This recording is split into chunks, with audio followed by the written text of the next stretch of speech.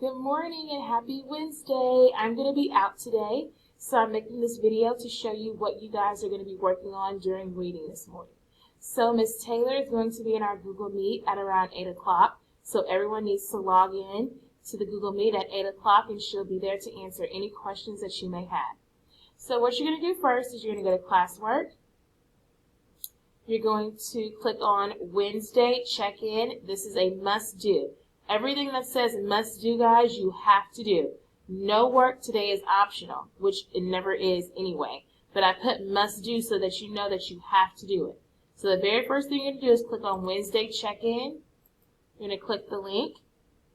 And you're going to check in, okay? This is how I'm going to count to see if you are present today.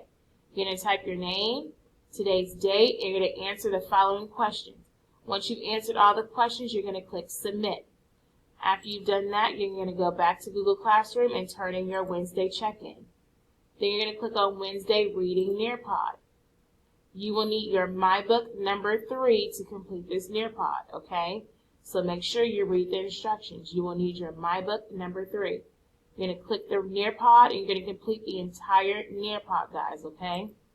After you've done that, you can take about a 10-15 minute break, okay?